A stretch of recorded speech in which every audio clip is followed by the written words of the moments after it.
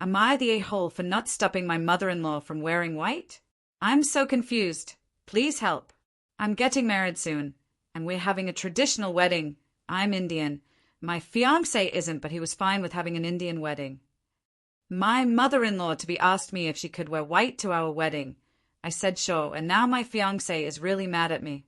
He says she is going to try to steal the spotlight, and she'll definitely show up wearing a long white dress, and it was very irresponsible of me to just agree like that. The thing is, one, I'm not going to be wearing a white bridal dress. I'll be wearing a traditional red dress that, due to the design, lehenga type of silk and embroidery, is very distinctive, so even if my mother-in-law does wear white wedding dress, it's not like it'll be the same. Also, this may be dumb, but I don't really get what the big deal is if my mother-in-law wears white, even if I was also going to. As long as the groom doesn't get confused and marry the wrong person. How does it matter? Sorry if this is dumb, but my fiancé is really upset that I didn't stop my mother-in-law, and I just need some help understanding. I didn't mean to upset him. Edit. My fiancé knows what my wedding dress looks like. He has seen it. Edit 2. For those asking if mother-in-law knows how my wedding dress looks, I'm not sure. We have discussed what the wedding will be like. She hasn't been to an Indian wedding before, but I don't think we explicitly discussed what I will be wearing. I feel like she was confused when I said she is free to wear white, but that might be me projecting because the whole conversation was a bit confusing for me. Update. So, as you all suggested, I talked to my fiancé about why he was concerned. He explained that his mother had previously joked that she would wear white, and he had told her point blank that she wasn't allowed to do this. He didn't tell me about this because he didn't want to stress me out. Apparently she has a tendency to steal attention throughout his childhood, which left some trauma. So basically, when I told mother-in-law she could wear white, he was very upset that I had given permission when he had categorically refused. But he admitted it was wrong of him to get that upset when he hadn't shared any of the background information with me. We agreed that going forward we would be better about communicating, and made up. But then he wanted me to call up mother-in-law and tell her she couldn't wear white or else she was banned from the wedding. Which I didn't really want to do because that sounded like a surefire recipe for open hostility. And like I said earlier, I don't actually have a problem with mother-in-law wearing white. I told him that he was welcome to tell her if he wanted, but he was insisting I have to tell her because I was the one who gave permission. It was starting to turn into an argument, so I showed him this post and all of your great advice. This really helped. It helped him realize that even if mother-in-law were white, it wouldn't really stand out, at least not in a positive way. And he loved your guys' idea of just not telling mother-in-law that I wasn't going to be wearing white. So we'll probably offer to buy her a sari, but if she insists on wearing a white dress, we just won't stop her. Thank you to everyone who gave advice. I'll try to update after the wedding. Update! Given the way things turned out, it seemed fitting that I post this. I'm the previous poster's then fiancé. After Pia, not her real name, posted, a lot of commenters said I was wrong for not dealing with my mother myself, and I was especially wrong for getting mad at Pia without telling her anything. I didn't want to admit it, but the more comments I read, the harder it was to brush it off. I don't have a good relationship with my mother. She was the type to demand gifts on my birthday because I wouldn't be here without her. For 18 years, I never got to open presents myself.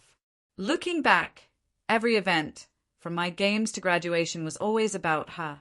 I always felt like my life and achievements were just an extension of her accomplishments. I think I suppressed my resentment because everyone around me always acted like this was normal. I didn't know how to cope with this, so I just tried to get as far away from her as possible. I applied to furthest university I could realistically get in, and stayed far away because anytime I had to go back home, it was the same story. At university, I was lucky enough to meet Pia, and for the first time I started to like who I was.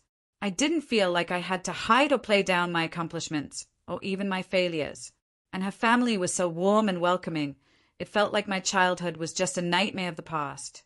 I thought the best way to move past it was to just move ahead. I thought I would be able to handle it now as an independent adult. After all, everyone says you're supposed to let sleeping dogs lie. And in my worst moments, I felt jealous of my wonderful fiancé for having such a welcoming, loving family, even though they were treating me like one of their own.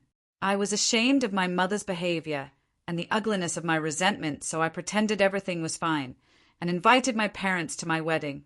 Until this post blew up, I don't think I really understood how important my wedding was to me. I mean, obviously, the whole getting married to the girl of my dreams is huge, but I mean the actual details of the whole ceremony.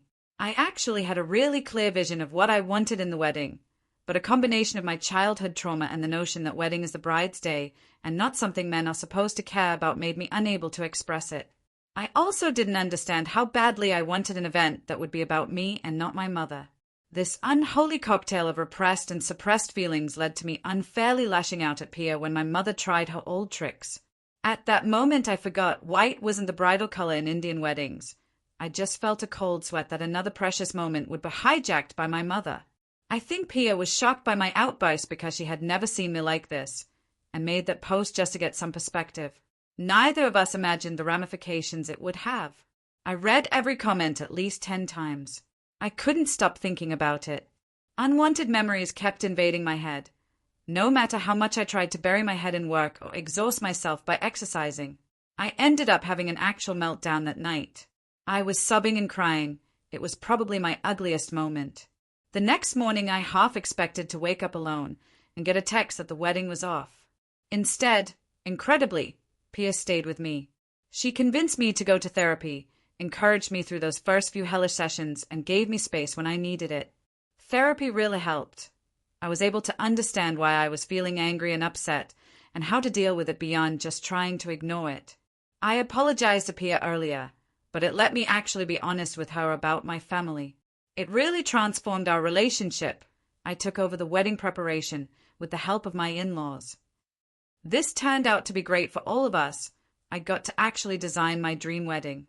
My mother-in-law later told me she was really relieved that we switched because my lovely Pia didn't really care any which way about the colors of flowers and had virtually no input on any of it as long as we were getting married.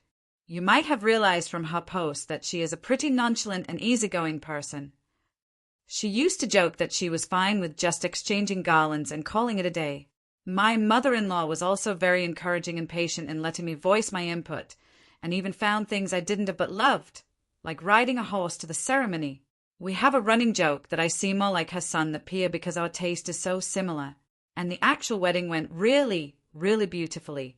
Pia was ready to rescind my parents' invitations completely after everything, but her terrifying little sister suggested we invite anyway as a final sort of fuck you, to show them I wasn't alone anymore, and no matter what they tried this time things would go my way. I have to admit that did appeal to me, so we decided to invite them for the third day of the ceremony, and it worked even better than I imagined. First, it helped that my mother had no real idea what an Indian wedding is like, so when she showed up in a long white tulle ball gown, security actually thought she had the wrong address and didn't let her in. This was actually something I didn't plan, but the schadenfreude of seeing my mother fuming by the gate while other guests were let in was delicious. Secondly, compared the embroidered silks and sleek satins of Indian clothes, my mother's ball gown honestly looked frumpy. Instead of stealing the show, she just looked like she didn't belong. This was accented by the jewelry, the matching churi and kangan and earring, and bindis worn compared to her much more sparse look. Pia looked especially beautiful in her red lengha choli, with intricate henna covering her hands and feet.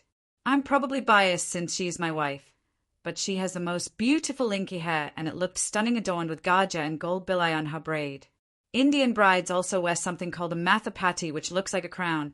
It definitely made her look like a princess. I actually forgot about my parents and my insecurity and pretty much the rest of the universe because I couldn't stop staring at her. Then my mother tried really hard to interrupt the ceremony. First she tried coughing, but luckily Pia's aunt sitting next to her gave her a cough drop. Then she tried to initiate a conversation, but Pia's 5-year-old niece loudly said in that high-pitched voice of children that really projects, "Don't you know it's rude to talk during weddings? I'm 5 and I know that." I later learned that she had been coached to respond this way by my wonderful, terrifying SIL. The third time she tried to interrupt Pia's cousin, who had also been coached by sister-in-law, jumped and loudly whispered that the food didn't seem to agree with my mother and needed to go to the bathroom immediately. I'm sure you can guess the implication, and basically pushed her away. After that, she stayed embarrassedly quiet for the rest of the ceremony. Throughout all this, the Panditji never missed a beat and everyone else acted like she wasn't there. In the after-party, the difference between my mother and everyone else was unpleasantly accented by her ignorance of Bollywood, Tollywood dance skills, so she tried to refocus attention through conversation. She turned to my mother-in-law and started to complain about how hard it was to raise me. My mother-in-law, bless her heart, said, "However difficult children are, they bring 10 times as much happiness just by growing. Your son is such a wonderful young man. You must be so proud of him." My mother didn't like the direction of the conversation, so she turned to Pia and asked her if she was sure she wanted to be with me. This was after we had gotten married. Pia looked at her like she was a bit slow and said, "Why would I be marrying him if I wasn't sure?" My mother loudly asked her again if she was really sure, because I used to wet the bed.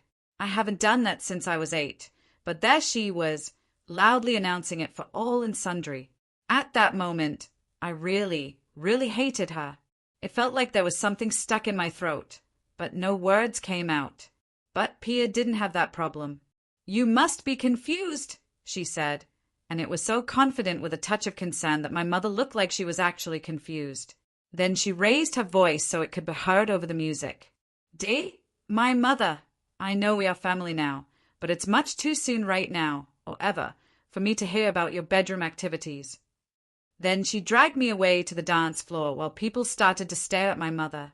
Stupidly, the first thing I said in our first dance as a married couple was that my mother was right. But because I am the luckiest man alive, Pia just squeezed my hand and told me it happens when children are put under stress and it wasn't my fault. That was pretty much the end of the problem, and I enjoyed the rest of my wedding dancing, eating food and talking with Pia and now my wonderful family. I did see Pia and my SIL having another talk with my mother later, but I was too far away to hear anything. It couldn't have been too bad because my SIL smiled a lot and my mother didn't try anything new for the rest of the party. By the end of the day, my mother looked incredibly constipated, but she hadn't managed to ruin anything. I felt so relieved when I said goodbye, like a weight had just slipped off my feet and my knees felt weak. It was the first time in my life that she hadn't taken over something that was supposed to be about me. After that day, I haven't had any more sudden invasive memories of the past. I feel so incredibly lucky to have married this girl, and I feel like I might have done something really stupid after that fight if I hadn't seen so many strangers telling me the same thing until I couldn't ignore it. So in case anyone was still following this, I wanted to post a thank you.